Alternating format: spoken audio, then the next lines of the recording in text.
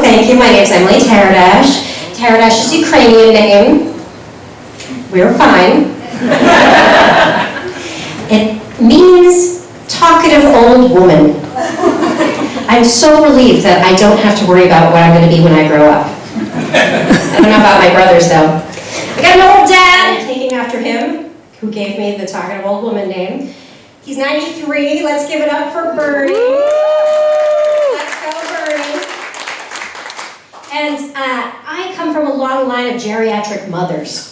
So, yeah, and you know what that is? If you're a geriatric mother, you have a child after the age of 35.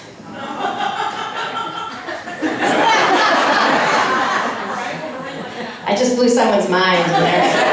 So great. You know how old you are to be a geriatric father? Oh, no. You're never a geriatric father.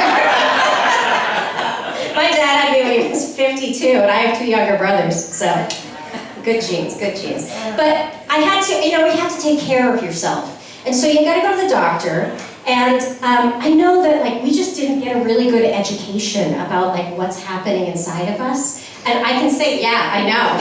Shocking, right? So I got a first row seat, unfortunately, to this a week and a half ago, because I had a little friend in there. I had a little polyp that I had to get removed from my uterus. And they're like, you can go under general anesthesia, or you can just come in and take a bunch of ibuprofen ahead of time. It'll be quick, no problem. I'm like, okay, whatever. I got it. You're wise, yeah. I'm gonna take you to my next doctor's appointment with me. Be my little patient advocate. You can hold my hand. So anyway, they don't tell you anything until your panties are off and you've got your little gown over your lap. So you're panty free. And your gynecologist comes in and they're like, I just have this form for you to fill out. In case I poke you and you start bleeding and have to go to the hospital, and just sign this. Okay, great, we'll get going now. Great, okay, cool. So then you're freaked out, and there's no kittens. They used to put posters. At the gynecologist. They used to put posters above you. They only do that at the dentist now, and it's a screen. You can literally play Tetris while you're getting your teeth done. But no, gynecologist, nothing. It's like we're in the gulag. And so they're like, we couldn't do it in the usual room because the table's broken. I'm like, okay, I wonder who did that. What am I getting myself into? So anyway, they put a camera up inside of me. And that you're not going to see on OnlyFans or anywhere else on the internet. Okay?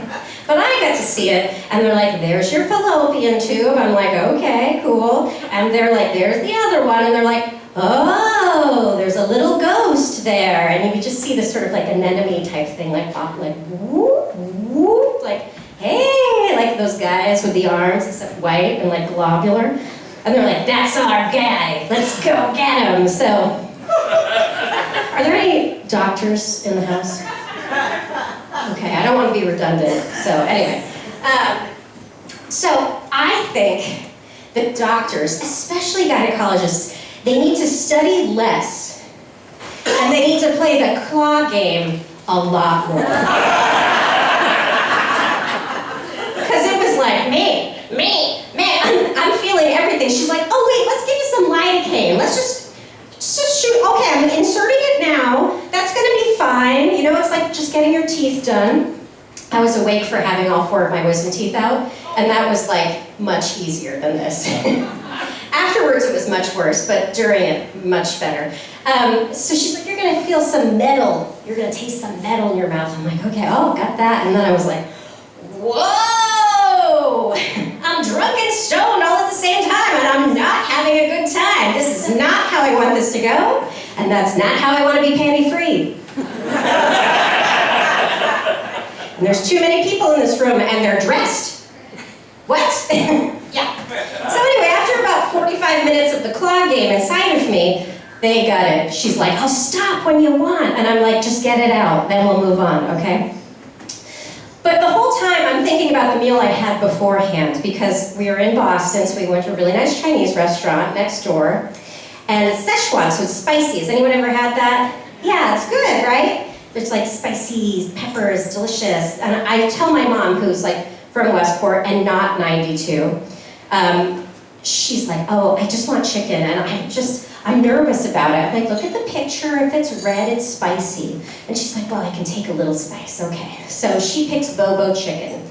I picked steamed dumplings, much like my polyp. You are what you eat. Anyway, my mom's like, I just don't want to eat anything unpleasant, you know? Like, I want it to be a part of the chicken I like.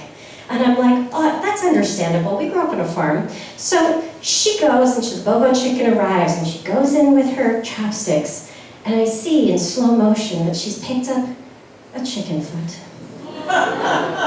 And then I'm like, no. And she puts it in her mouth because she has the impulsivity of a 14-year-old boy.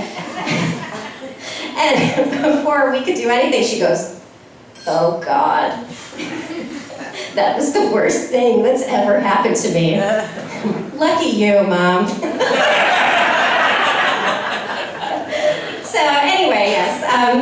I am moving to Kansas. My husband got a job there, and so we're making the big leap from Woonsocket to Kansas. And Taylor Swift is following me. What can I say? First she goes to Westerly, then she goes to Kansas City. I think the least she can do is pay for the bridge and name it after Travis Kelce. You know, that's what a good neighbor would do. And then we could give her all the Gansett and say thanks.